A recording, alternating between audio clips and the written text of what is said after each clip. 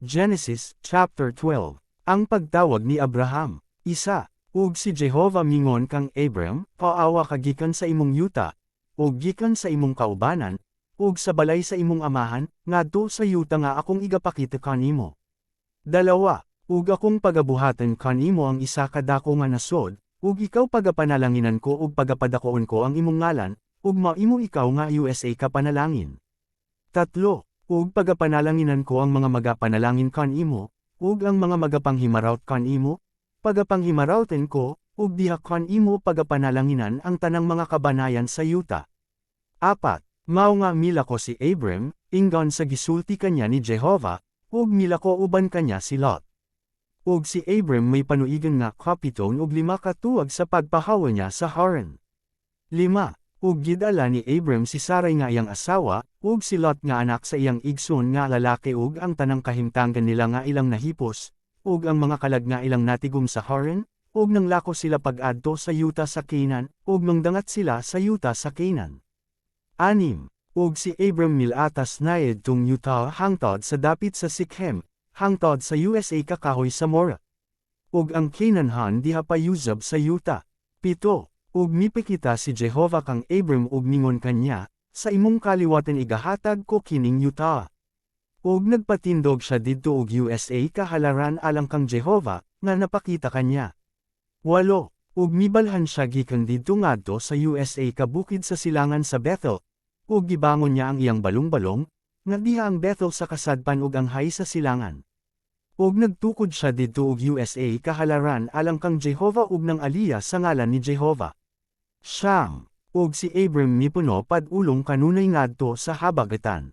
10, ug dayhay gutom sa yuta, ug milagsong si Abram ngadto sa Ehipto sa paglangyaw didto, kay dako ang gutom sa yuta.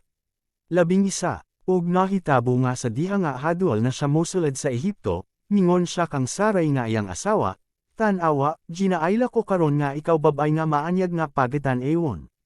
12, biusa mahitabo nga kung makakita kanimo ang mga Ehiptohanan, sila magaanggan, kinimaw ang iyang asawa, ug ako pagapatso nila ug ikaw luwasan nila nga buhi.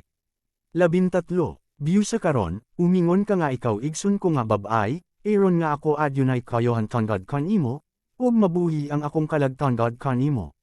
14, ug nahitabo nga, sa pagsulod ni Abram sa Ehipto, nakita sa mga Ehiptohanan nga ang babay maanyag kaayo. 15, ug nakita yuzab siya sa mga prinsipe ni Faraon, ug gipanagdayeg siya nila kang Faraon, ug gidala ang babay ngadto sa balay ni Faraon. 16, ug siya nagbuhat ug maayo kang Abram tanggad kanya, ug siya may mga karnero, ug mga baka, ug mga asno, ug mga ulipan nga lalaki ug mga binatunan nga babay, ug mga asno nga bay, ug mga kamelo. 17, apan gihampak ni Jehovah si Faraon ug ang iyang panimalay pinaagi sa dagkong mga hampak, tanggad kang Sarai nga asawa ni Abram. 18, anya gituwag ni Faraon si Abram, ug siya mingon kanya, ansa ba kini nga imong gibuhat kanako? Nganuman nga wala ka magtawag-an kanako nga siya imong asawa. 19, nganuman nga mingon ka, nga siya imong igsun nga babay, sa pagkaagi nga siya jakuha ko aron maasawa ko. Biusa karon, tanawa, ang imong asawa, dawata, ug lumako ka. 20, anya nagsugo si Faraon sa iyang mga tawo mahatungod kanya, ug ilang gihatod siya sa dalan, ug ang iyang asawa ug ang tahan na iya.